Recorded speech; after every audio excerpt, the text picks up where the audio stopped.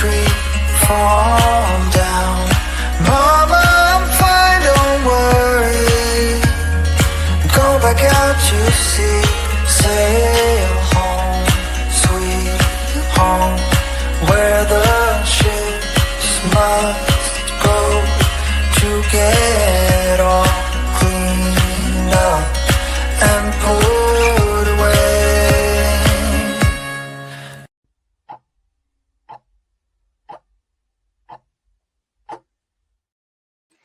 Welcome, everybody. Good afternoon. My name is Caleb. I'm an advocate here at Galt Advocacy, and today we're talking Medi-Cal stuff.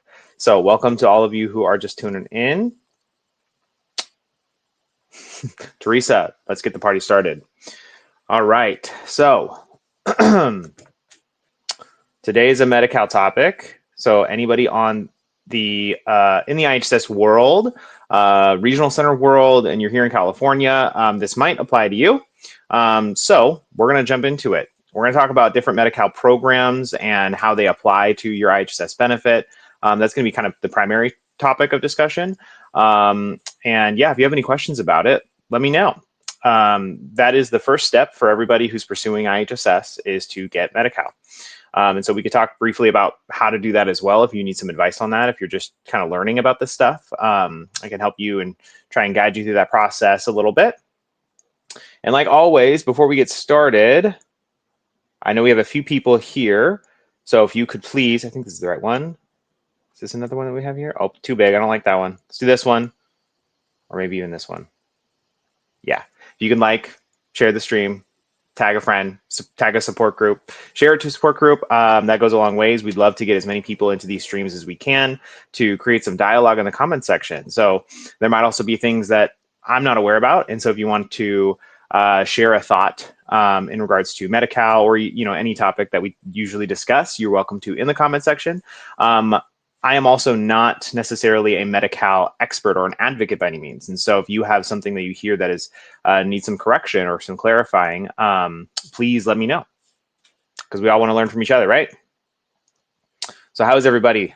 I know we have a couple of people here from Facebook and from YouTube. So if you just tuned in, welcome. Happy Friday. Let me know what's going on. Please let me know if you've got a question. Tag some friends, tag some support groups if you can. And like Teresa said, we're going to get the party started.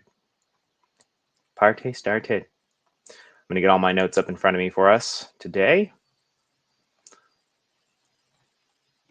All right.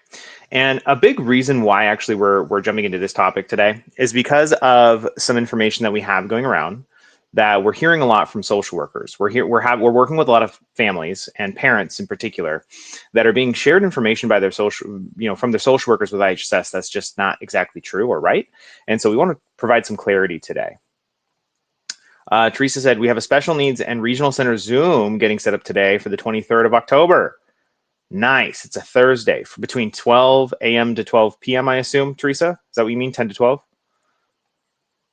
Vinaya will be hosting, and she's amazing. Yes.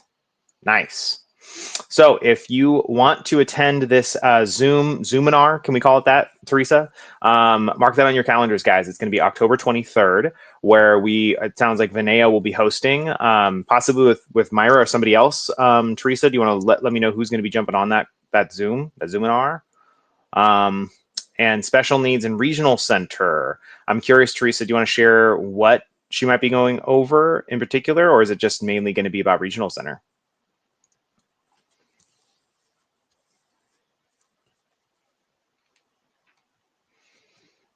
Okay, so we've got a good chunk of people here, so I'm going to jump into our topic here in just a moment. But like I said, if you do have a question, please drop a comment, let me know. I'm going to try and go back and forth between our topic and your questions. It's usually how we do it. Teresa said it is a Zoominar, and it will be with Vinaya and Nicole, the legends. Love it. So if you don't know who Vinaya is, she's jumped on our lives a few times. If you work with Galt Advocacy, you've probably spoken with her or met with her. She is an advocate here with our office. She specializes in all things regional center. She's also super knowledgeable in the IEP world, education world. She's an education advocate. And she's amazing, just like Teresa said, super, super knowledgeable. And Nicole, man, the things we could say about Nicole, right? So if you watch our weekly live streams, you've probably seen Nicole. She does our weekly live stream on Fridays at 1 o'clock in Spanish. And she's also an advocate supervisor here at Galt Advocacy. And so she's been working with Galt Advocacy a long time. Very, very knowledgeable in the topics of IHSS, Regional Center, and education as well. So stick around. Mark that date on your calendar. We'll go back to it again. It is October 23rd between 10 and 12. So if you can jump on that, sweet. Kathina said, do you have a flyer or something that I can share it? I'm guessing we're going to make a flyer probably on our Facebook, Teresa. Do you want to maybe connect with Kathina to see if there's anything that we can use to share to get people to sign up or aware of the webinar? You said that it'll be a special education, Zoominar, and regional center. So tips, tricks, and how to self-advocate. It'll be all of our secrets. Come check it out. Love it. Let's give all our secrets away. Our secrets, not so secret. Cool. All right. So if anybody has any questions on the Zoominar coming up, let us know, or feel free to tag Teresa here, Galt Advocacy. Just use the one that's behind the keyboard at the moment, typing out those comments. So thank you, Teresa. The info drops today. We will get it on our website first, and then there will be a flyer up on Facebook. Okay, perfect. So Kathina, there will be a flyer on Facebook you could share, as well as just our link to our website. So that'll have that information as well. Sweet. Thank you, Teresa. All right. So today, everybody, once again, we are talking about the different types of Medi-Cal programs, and specifically how it affects your IHSS. Why does it matter for IHSS? And so the reason why we decided to go with this topic today is because of a little bit of a growing, I guess, need, you should say, or a growing concern that we have. So if you are a parent provider with IHSS, then this may apply to you. And so I want you to stick around if you can and listen. So, and feel free to share your own experience with this as well. If you've heard some of these things before, or you've dealt with some of this before, please share. We want to hear from you. And that can also help a lot of other parents who are going through it too, who need some direction. But there is some issue that we're seeing right now where a lot of people are being told at their home assessments that they cannot, as the parent, be the parent provider for their minor child. Their child gets approved for IHSS, and they're being told kind of bluntly, you can't be the provider. And that's confusing because we all know somebody. If you applied for IHSS, you probably know somebody who is the parent caregiver of their child, right? Maybe that child has 20 hours a month, or maybe they get protected supervision and they get 250 hours a month, right? So why would, Sally be the paid provider for her child, little Johnny, but you can't be the provider for your little Timmy, right? What's the difference here? So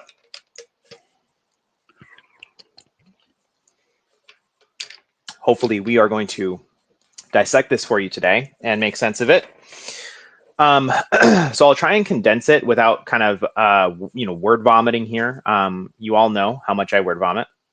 So I'm going to try and keep it simple. But there are several different Medi-Cal programs. So when your child gets approved for Medi-Cal, whether that be through the waiver at Regional Center or your income, or maybe they get SSI, right? They will be linked to a specific Medi-Cal program. And so there are five that we're going to go over today. Yeah. Right, Teresa? I think there's 5 that we're talking about. Let me see here. I think 4 or 5, 6 or 7. If you're parents, you probably know that joke by now. Okay, moving on.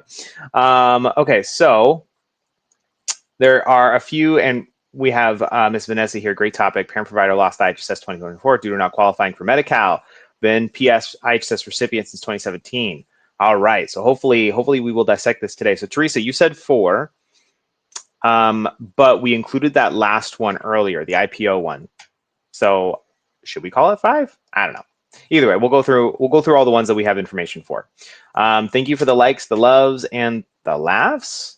Nice, appreciate you guys. And again, share or tag people if you can. That's also super helpful. That was the 4th. I'm counting 5. We'll go over it, Teresa. You can let me know where I'm wrong. I'm a little mixed up today with my outline, Teresa. I apologize.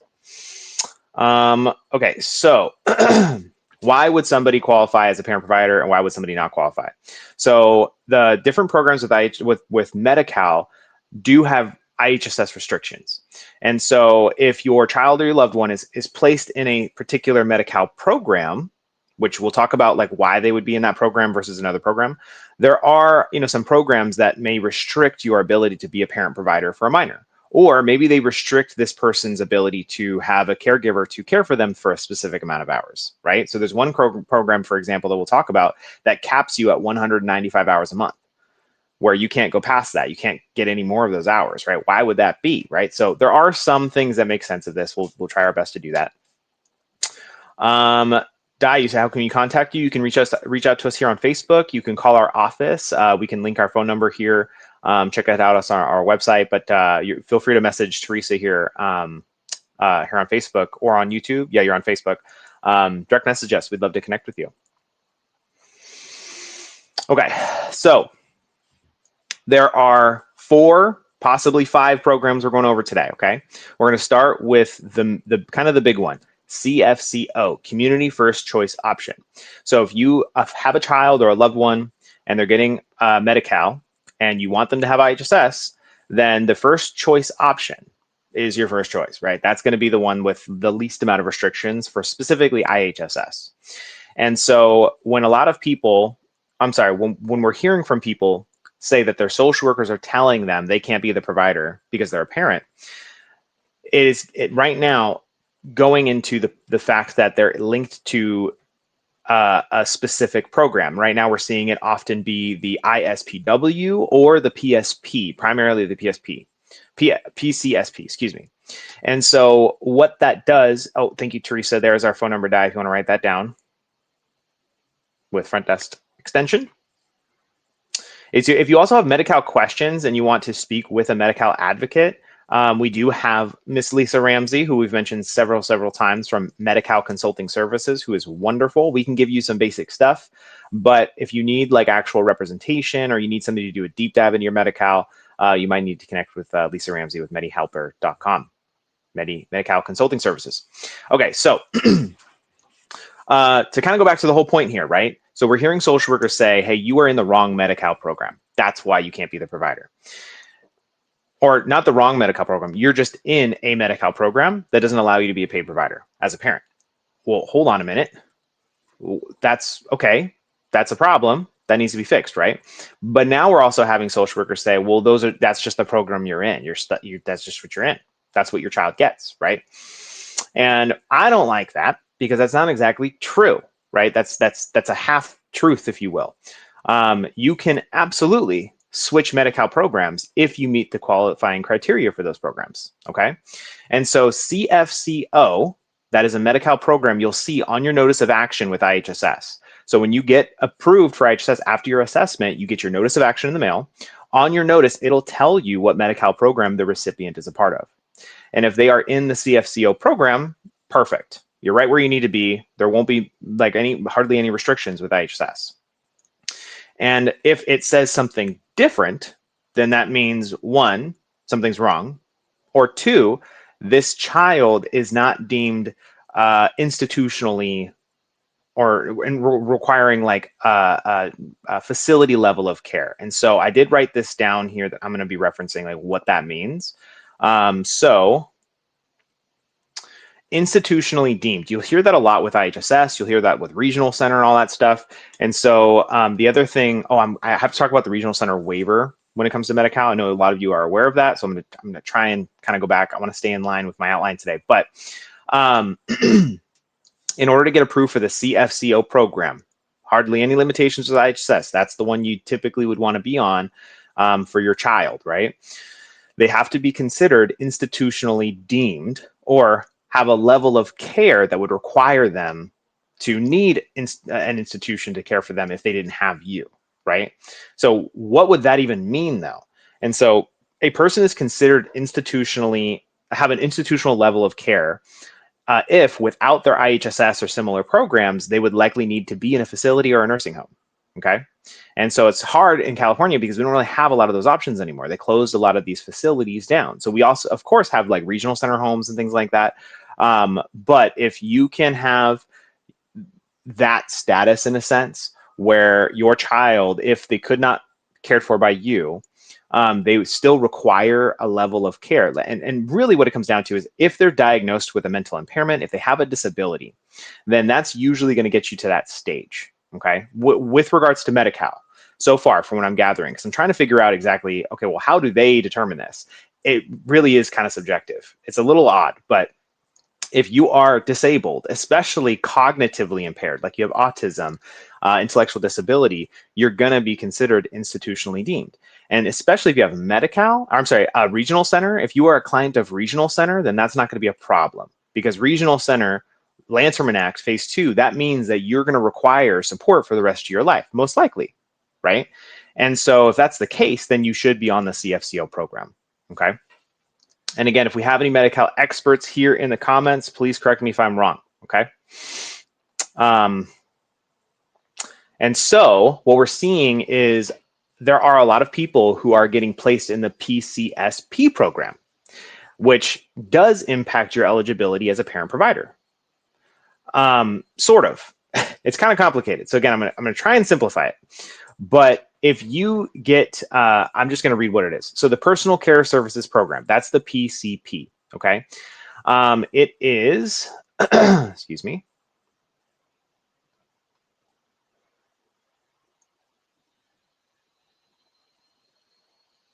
Where did it go? PCP, there we go. So this is, it provides personal care services under the Medicaid state plan for individuals who do not meet the institutional level, but they still need help with daily activities. Here we go again. A lot of it is subjective, right? What does that even mean? So they must be on full scope Medi-Cal, okay? They do not meet the ILOC standard required for the CFCO, which again is institutionally deemed. The services are very similar to the CFCO, but the funding source is different, which means it's going to have some different rules. So the parents of minor children cannot be paid providers under the PCSP because there are federal restrictions that still exist under a certain regulation that we're going to go over. And this regulation is ACL 23106. And we're going to talk about that a little bit and why it's important for you to know, okay? If the family wants a parent provider, they must request to be moved from the PCSP to the CFCO, or another program we're going to talk about, the IHSS R, okay? And so the issue that we're seeing now is a lot of counties are misclassifying children under this PCSP when they actually meet the institutional level of care, which means they should be on the CFCO. That's the big issue here. And so if that's been you, if you went through an issue or currently going through an issue where you look at your notice of action or you've been told by your social worker that you're on this program that doesn't allow you to be the parent provider, you got to get that fixed. So how do we do that, right? So we'll talk about that as well. But there are other programs we're going to quickly go over. So the other one that was briefly mentioned was the IHSS-R, which is the IHSS Residual Medi-Cal Program. So the purpose of this one covers people who aren't eligible for federal funding under the CFCO or the PCSP, and often due to often due to immigration statuses or other technical reasons. Okay, so people who would qualify for this are also people with people with restricted Medi-Cal, like undocumented immigrants or people who have visas, things like that. And those who don't meet the other, regulations and criteria for PSCP or PCSP or CFCO. The residual program with Medi-Cal is entirely funded by the state of California. Rather, these other programs are federally, state, and I think county funded, if I recall. If you are on this Medi-Cal program, you can still be a parent provider, which is interesting. Our services eligibility are identical to the other IHSS programs. The only difference is how the state pays for it. So if you get linked to the IHSSR, the residual Medi-Cal program, that would usually indicate it's because you're on a working visa here, or you have some type of immigration status that sort of doesn't align with the CFCO or the PCSP program.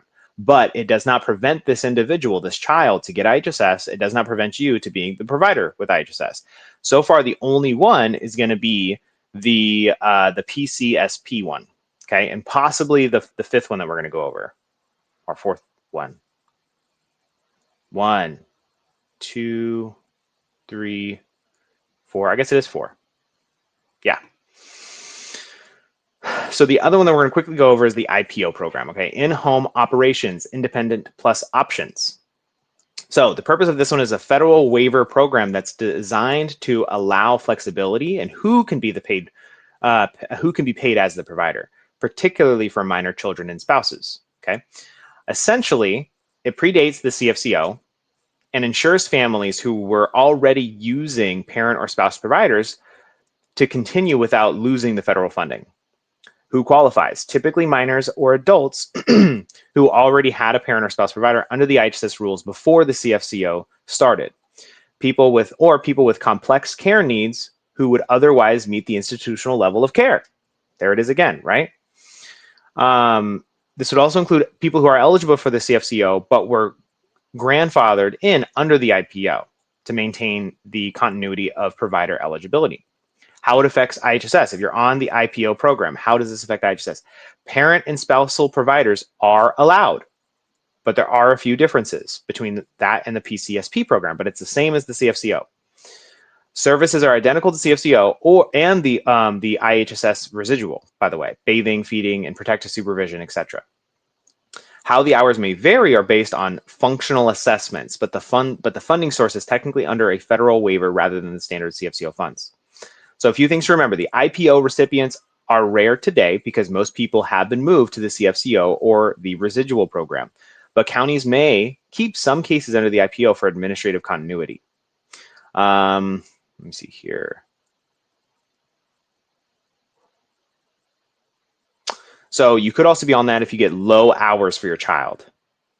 So the number of hours does not exclude them from having a parent provider. So even if you get really low hours for your child, it does not mean that you can't have a parent provider. Okay. All right. So a couple of questions here, and then we'll jump back into this. Where can I get the Medi-Cal waiver? The only option is regional center. Good question. So this is also the institutional deeming waiver. And yes, for the families that we work with, children who have special needs, children who are clients of the regional center, this waiver is something that is provided by regional center. And so if you have a child who is in regional center, they will provide you this waiver. And for the purpose of getting Medi-Cal would be that because you as a household don't qualify for it due to your income. And so you can use this waiver with regional center to waive your household income if you make too much for Medi-Cal so that your child can qualify for full scope Medi-Cal, which then hopefully should get them in the CFCO program. Or again, the residual program, if it's immigration status or because you have a working visa here in this country. Just out here, can you define the CF program? So the CFCO program, Christy, is the one that's kind of the main one here. So if you're an IHSS provider for your child, typically this is the one that you're going to want to be on. So I'll go over it again.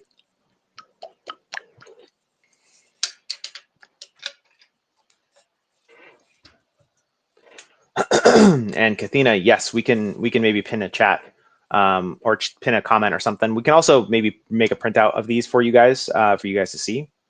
But the CFCO program, Christy, this is the community first choice option. Okay, and so this is the one that has the least amount of restrictions with IHSS. And how you get this Medi-Cal type is to have the to meet the criteria for institutionally deemed.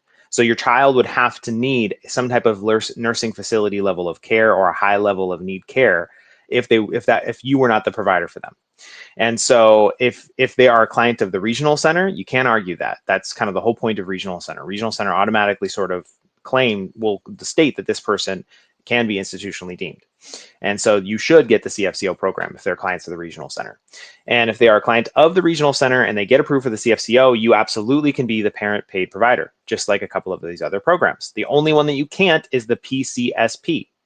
It's the only one so far that you can't be the parent provider. But rules were changed years ago where they created ACL 13-106, I think is what it was, right? Where'd it go? So I got to pull it up. ACL-23106. It's so an ACLs, by the way, this is an all county letter. Excuse me. So if you have questions about regulations or rules for things like protective supervision, rules for Medi-Cal programs, a great way to look these things up are through the all county letters, ACLs. These are like newsletters, sort of like printouts of the regulations to help kind of explain what they mean. And so this ACL 23106, explains the all county letter for, let me see here, for parent providers. That's really what it is about, okay? It was issued in December 2023, and it implements the Assembly Bill 120, which removes past restrictions on when a parent provider may serve as a paid IHSS provider for their minor child. So if anybody has had IHSS for a long time and you've had a child on IHSS and you've been the parent provider, you know that there's been some rules that have changed in the recent couple of years. One of those big things were your employment and schooling rules, right? Your able and available rules. So if you were a parent provider, it used to be where you could not work full time. You could not go to school full time in order for you to be the parent provider. And it's not just that you couldn't, it's that you were prevented from working full-time or going to school full-time. And that is why you need IHSS to care for your child. And that's not why you need IHSS, that's why your child needs IHSS, right? And so if you were working full-time, your child could still qualify for IHSS, you just couldn't be the provider. That was the issue, right? And so since then, they've wiped those parent-provider rules away. There are still some restrictions, but you no longer have to hold a 40-hour work week job. That's not a rule anymore. Or like one parent and the other parent doesn't. So those rules are gone. You can work as much as you want. You can work as little as you want. You can go to school, not go to school. It doesn't matter. You can be the parent provider as long as you're on one of these programs, like the CFCO. So thank you, Teresa. These are the programs, okay? The only one that doesn't allow parent providers is going to be the PCSP program, okay?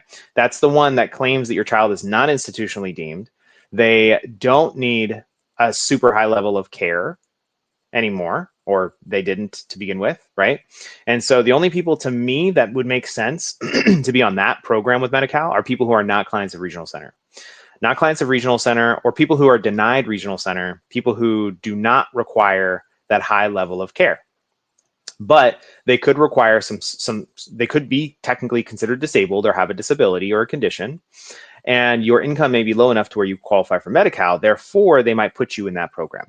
So if you're a client of the Regional Center, if your child has a high level of care and they need something like protective supervision, they need to be on the CFCO or the IHSS-R residual, depending on your immigration status and visa status, okay?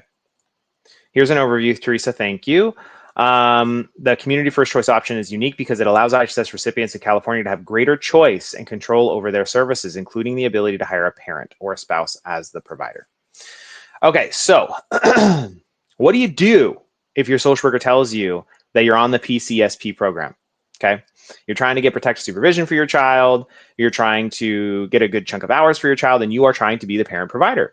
But excuse me, but your social worker says that you can't be because you're on this program.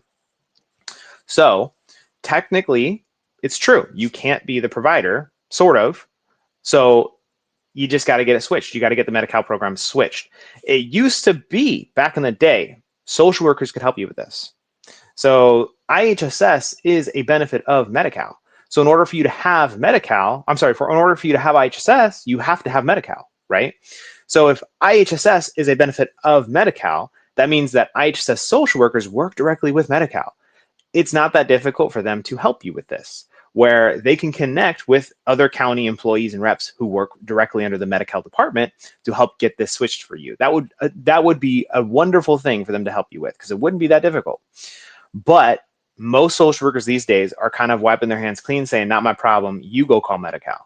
So that's what you do, okay? So we're not gonna flip out if we are in a program that doesn't allow you to be a parent provider. Okay, as long as you meet the criteria for the CFCO or the IHSS-R residual program, or even the IPO, right, which is a rare one. They don't typically put people in that one anymore. Then you can be the provider. So you would then want to reach out to Medi-Cal and explain that you're in the wrong Medi-Cal program and you need to be in the CFCO or the IHSS residual, right? And Medi-Cal should be able to fix that once they've determined that you are in fact in the wrong program. okay? Especially if your child gets 100 hours a month or 250 because they get protect supervision. They should be in the CFCO, okay? Where there's no cap on the hours and you can be the parent provider. Christy, where do I look to find what program I was assigned? So you should be able to see it on your notice of action, okay? So if you look at your IHSS notice of action that you received after your home visit with your social worker the last time, it should tell you what program the recipient falls under. It should. Sometimes they do, sometimes they don't. A lot of people too, throughout the year, they'll get Medi-Cal notice of action, or they'll get notice of actions regarding their Medi-Cal status, where it doesn't even really have like a change in hours. It wasn't because there was an assessment. You just randomly got a notice in the mail one day, and it mentions you're being switched to a different program, which is something I want to talk about. So,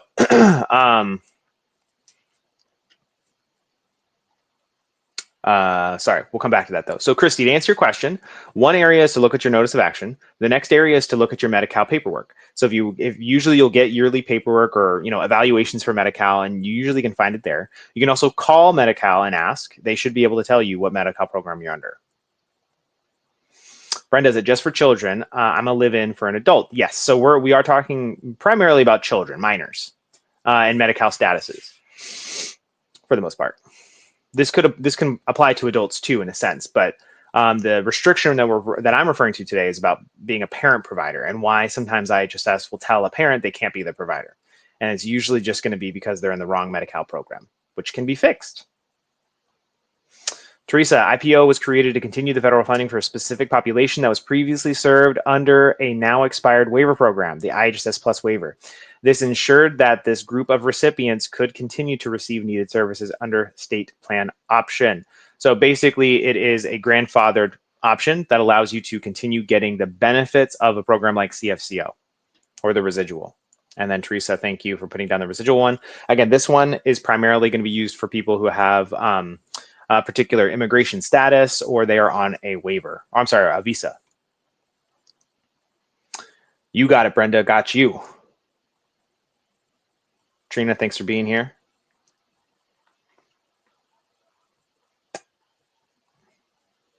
Okay. The other issue that we're seeing is we have heard recently of a few families that we work with that their social workers told them that because their child is on the waiver with Regional Center and they get Medi-Cal through their waiver, they can't be the provider. I want to know, does anybody here in the comments want to answer this question? If you receive the Medi-Cal waiver, if your child receives the Medi-Cal waiver from Regional Center and they get Medi-Cal through it, can you be the provider for IHSS? So I'll answer Ms. Lore's question here while I'm waiting, but I want to test you guys. Can somebody in the comments today let me know that if you get the waiver from Regional Center, can you still be the parent provider? Laura, you said, where can I apply for IHSS for my child? So I would highly recommend you speak to us or another advocacy group or somebody who specializes in IHSS first, just to give you some ideas of kind of what you're getting into, because it's a big, complex program in some cases. And depending on what county you're in, it can be really difficult to navigate. You're always more than welcome to reach out to us. I'd be happy to chat with you if you ever wanted to get on my calendar. But where to begin? So if you have Medi-Cal, that's step number one. You got to confirm that your loved one that you're applying for has Medi-Cal. And then you can apply a few ways. So every county in California has their own IHSS office, and some of the bigger counties have multiple. Like LA has like 9 offices, I think, 8, 9, or possibly even 10 offices at this point. And so you're going to want to find the office that's closest to you in your county, and you can either call them and apply over the phone. You can print an application out and mail it to them. You can fax them an application. You can even print it out and physically drop it off at the office if you'd like. I would highly recommend, though, that if you are applying for IHSS, however you are submitting an application, whether it be by phone, fax, in person, mail, make a record of it. Make note of the day that you applied, what information you sent over. And if you're doing it in person, if you're going to be physically dropping it off, make sure that the IHSS clerk that takes your paperwork gives you a receipt, some type of document with like their county stamp on it, acknowledging what they received from you that day. Because we see it too often, applications get lost all the time. So you don't want to be somebody who applies and gets their application lost, because that's just going to put you back a bunch of months probably.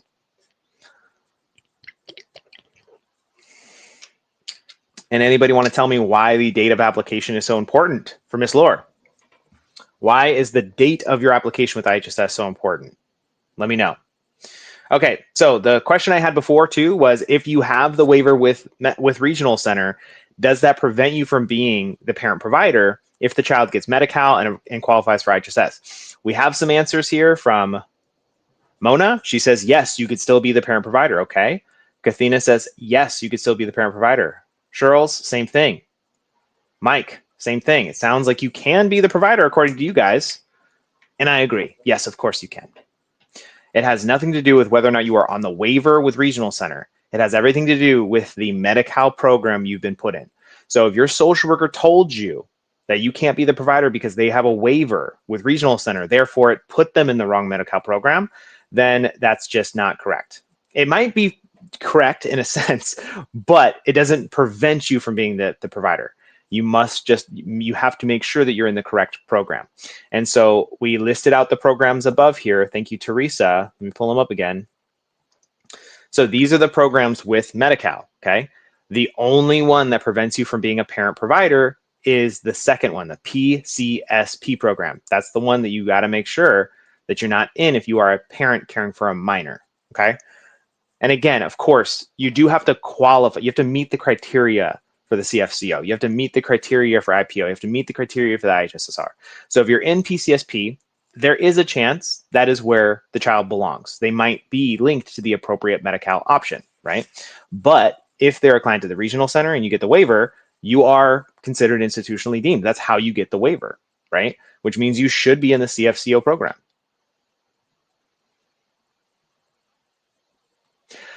Hello, Jessica. Thanks for being here. Okay, a few minutes ago, I asked, why is the date of application so important with IHSS? And I have a couple of answers. Drum roll, Miss Shirls.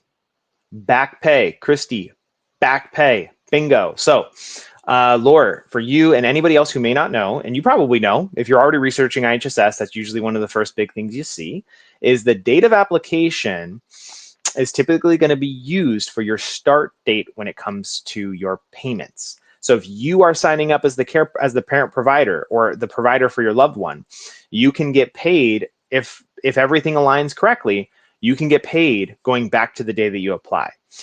IHSS right now is taking many, many months to get approved. And so if it takes you 6 months to get through the process, then you could be entitled to 6 months worth of back pay. If it takes you 9 months to get processed, you could be entitled to 9 months worth of back pay. And if you're pursuing something really, big like protective supervision, or maybe there's like 150 hours because your loved one has a lot of needs medically, that could be tens of thousands of dollars in back pay, right? I mean, protective supervision alone in most counties right now is between $4,000 and $5,000 a month just for that one task, just for that one category. Right? And so if you had to fight for it and go through an appeal process and it took you a year, well, then you should get a year's worth of back pay if everything is lined up correctly. So your start date is very important because sometimes IHSS will mess that up. And that could mean that you lose out on some payment that you rightfully deserve. Miss Teresa, if you have 283 hours and suddenly, thank you for bringing this up, Teresa. I almost forgot to talk about this because I was about to, and then I forgot. So thank you.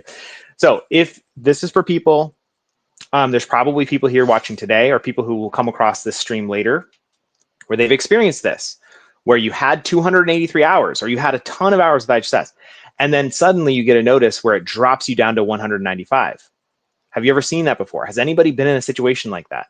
Because if so, they probably moved you to the IHSSR program. And there may have been a problem with your Medi-Cal, just like Teresa said here, right?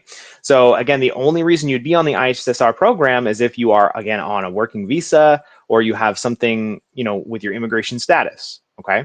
So if that's not you and you got moved to the IHSSR program or you got moved to the PCSP program, something's wrong there, right? And you can get that fixed. So you want to appeal it immediately if you can, and then reach out to Medi-Cal to get that adjusted. And if you ever want some further help with this, you of course can call us. Call our office. We'd love to try and help you. Kathina, has there been cases where they just suddenly change the Medi-Cal category with no notice? So they have to notify you. So it's really rare. I mean, I'm sure there are cases where you get switched into a different Medi-Cal program and you don't get notified. But what usually happens is you are unaware of the change and then one day wake up with a letter in your mail saying that you've been changed for no reason, like randomly. You haven't had an assessment in 6 months. Everything is fine. Nothing has changed. Excuse me. You've had no reason to reach out to Medi-Cal. You've had no reason to reach out to IHSS. And then suddenly you wake up with a notice of action in the mail saying that your hours are restricted now because you're in the new Medi-Cal program. So that we've seen a bunch of times.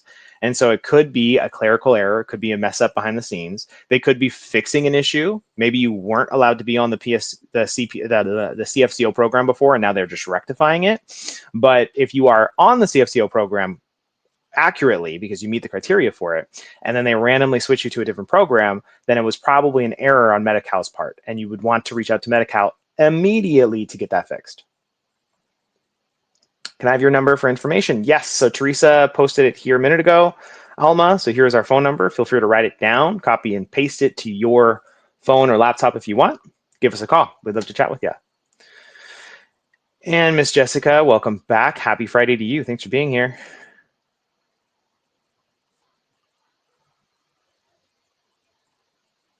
Okay, so we've kind of gone through all the programs, and I think Teresa was right. I think it was 4. So why did I write down 5 programs?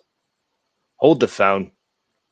CFCO, IHSS Residual, Personal Care, IPW. Oh, okay, Teresa, I see the mess up now. So the IPW and the IPO are the same, I think. Right? Or am I wrong? I don't know. That's okay, though. We talked about the important ones, the ones that would matter to you in your IHSS. So if you're just now tuning in or you're late, you didn't come to the early part of the stream here, we're talking about how different types of Medi-Cal programs affect your IHSS and why should that matter, right? So primarily we're talking about parent providers because we're seeing that be the big issue.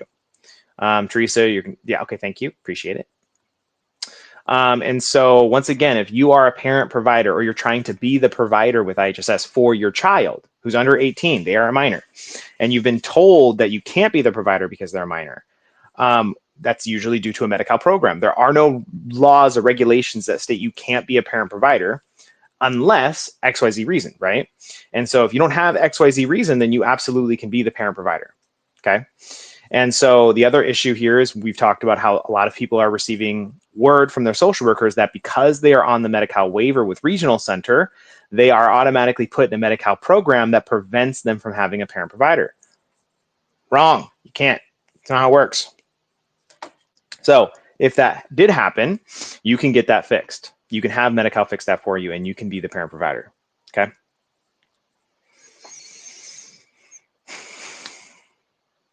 Sylvia, my daughter will be 17 in January. She currently has the Medi-Cal waiver. Will I need to start applying for regular Medi-Cal when or before she turns 18? Good question. So if I recall the process, so I haven't thought about this one in a while. If I remember correctly, and feel free, anybody in the comments here, if you want to chime in to help us out with Sylvia, please do. So to my understanding, you would get like a kind of like a reevaluation, a recertification with Medi-Cal. And once they've discovered that your daughter is 18, they'll then base her Medi-Cal eligibility on her assets and her income. And if she's 18 and she doesn't have those things, then she will qualify for Medi-Cal, like traditional full scope Medi-Cal at that point, where she wouldn't need the waiver. So, but it's not like the waiver magically disappears or anything like that. But they would probably switch her Medi-Cal over to like standard traditional Medi-Cal, which she would qualify for as long as she meets the financial criteria. My son has Down syndrome and autism diagnosis level 3. I called my social worker about getting assessed for protective supervision, and she told me that can only be requested during their yearly assessment, which will be in February. Do I still put the application in since she said she will deny it? Okay. Sylvia, you're welcome. Let me know if you have any more questions on that. I can try and help as best I can. All right. Cheppy, I don't know if Cheppy Jose, I'm not sure if I'm pronouncing that correctly, but let me know. And Teresa, are you commenting on Ms. Jose's question? Let me know. Sorry, I can't see it. So she has a son with Down syndrome and profound autism, level 3. And the social worker, she reached out to the social worker to ask for an assessment of protective supervision. And the social worker said, nope, you got to wait till your annual assessment. Okay, so for those of you who are listening and watching and you have some thoughts already, please feel free to tap away. You're also welcome to answer and reply to her question here with your own thoughts while I'm sharing mine. There are 3 types of assessments, okay, with IHSS. There's an intake assessment. That's your very first one. When you apply for IHSS, when you submit that application, you get an intake worker, they do an intake assessment, okay? Here's the thing. When you are a minor and you are mentally impaired, the regulations support that you must be assessed for protective supervision. It's not something you ask for when it's a minor, okay? So if you apply for IHSS and they have Down syndrome, they have autism, they have to be assessed for protective supervision. You're not applying for it or asking for it. The second type of assessment is your annual evaluation. So that's the one where they come once a year around the same time to determine if anything's changed, right? That's the one that the social worker is referring to. You have to wait till your annual reassessment, okay? But there is a third type of assessment. That assessment is called a change of need assessment, okay? So when can you ask for a change of need assessment? Simple answer, anytime there's a change, right? Anytime you want. Anytime you feel that there's been a change and you need the social worker to come out and reevaluate, you can ask for a change of need assessment, okay? So what the social worker has done, though, is they've told you you have to wait for your annual because that's when you apply, right? Which is wrong. You don't apply for protective supervision. That's not how it works. Protective supervision is just one of all the other categories, just another category, just like the rest of them, okay? And if it's a minor, even more so. But in your situation, you would have to request a change of need assessment. You'd have to say things have gotten, more difficult. There's a new diagnosis, there's a new behavior, there's something new that you need to go over. That is what prompts a change of need assessment, okay? And that's what will allow you to present your information about why you feel protective supervision should be assessed, which it needs to be anyway. It has to be assessed for. And so the issue that you probably will see, you said, I'm right, you right? Am I right or somebody else? Let me know. So a lot of people will see this problem, though, is they'll get that from their social worker, and then they will say, well, there's been a change. I need a change of need assessment, right? By the way, what they told you was wrong, just to get that out of the way. You don't have to wait for your annual to talk about protective supervision. They're wrong, okay? But if you request a change of need assessment, technically the social worker, if they're unavailable, if they don't have any time, then they can tell you that. They could say, sorry, we don't have anybody available right now. We will get you as a social worker who is available as soon as possible. But then what do they typically do? They just wait until your annual assessment rolls around. They say, oh, what do you know? We're finally available. And it just so also happens to be your time for an annual assessment, right? So a fun trick. If you reach out to IHSS because there's been a change, whether it be a change in protective supervision now, right? Or a change in a certain need, right? When you reach out to IHSS and it is before your annual assessment, if it takes them months to come out, or maybe they ignore your request and wait till the annual assessment, you can point out, if you have record and proof that you requested a change before and they never came out, there's a possibility that if at the next assessment they approve those hours, they could pay you back to when you reached out. So we see that a lot when we're working with a family. They have a case for protective supervision that they want to pursue, right? Their loved one needs PS, they don't have it. Their annual assessment isn't for another 6 months. So we reach out to IHSS, we say, hey, there's been a change. You need to come back out for protective supervision purposes, right? You need to come back out because there's been a higher need in supervision because of XYZ behavior. And the social workers, again, they know they can't just say no to that, because you can file an appeal on that and a judge would agree. They can't reject a request for a new assessment. It's not how it works, especially if there's been a change, okay? But what they are doing is what I was mentioning earlier. They'll sort of push along and say, sorry, we don't have anybody available. You got to wait till your annual rolls around. And so then we wait, and then come time 6 months later, they get protective supervision at the next assessment. You bet we bring up the fact that they've been waiting. This wasn't a new need. It was brought up 6 months ago, right? And so there are times where you can get retroactive back pay. So if that is you, you need to make sure that if you're reaching out to IHSS, you make record of any phone call you ever make to them, especially if it's in regards to a change. Make record of an email that you sent out, a fax, a letter, whatever, because that can be really important later, Jessica's late.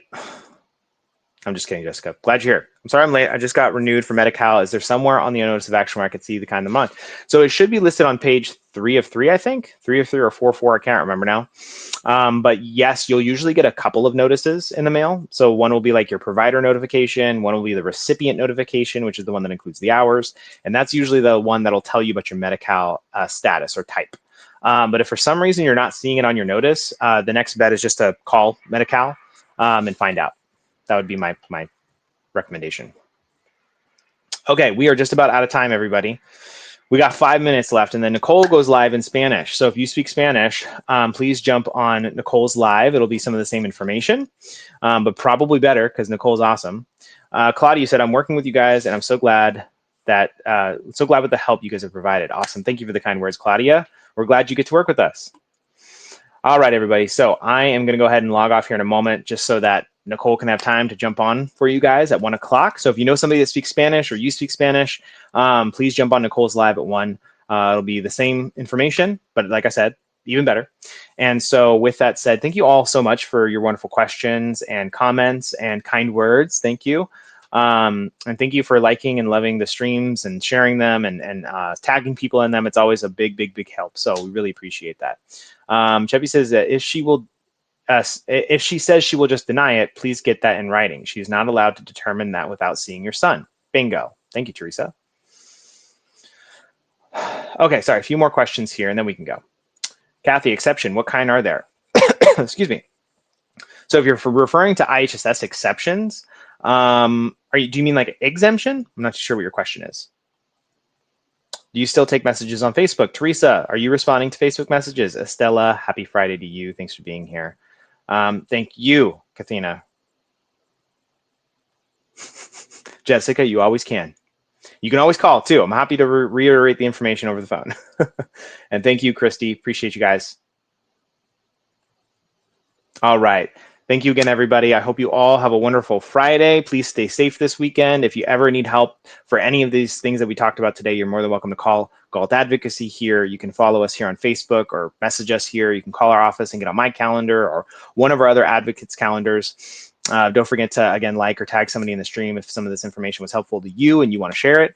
That is a big help for everybody. So, Kathy, sorry, real quick. Exemption 2. Okay, real quick. Exemption 2 is a provider exemption. So that is an exemption with IHSS that allows you to go past the maximums, basically allowing you more overtime hours with IHSS. So the only way you get exemption 2 is if you have 2 or more recipients in the home with you that require a significant amount of need or a significant amount of hours that need to be worked with IHSS. So we often see this when you have maybe 2 children with protective supervision and collectively they get 500 hours a month or more. That is usually when you'll see exemption 2. So if you have a couple of kiddos or a couple of loved ones in your household and their hours go beyond the maximum, which is 283, then you could qualify for the exemption 2. You just have to reach out to your IHSS worker and see if they'll approve it for you. And Teresa confirmed, yes, you can message us here on Facebook. All right, everybody. Once again, thank you so much. I'm going to let you guys go. Watch out for Nicole at 1 o'clock here in a few minutes. Hopefully you guys can jump on. But any more questions, feel free to reach out to us, give us a call, get on my calendar. Thank you all so much for the amazing questions and comments. We appreciate you guys. Have a wonderful weekend, and we'll see you next time. Bye, everybody.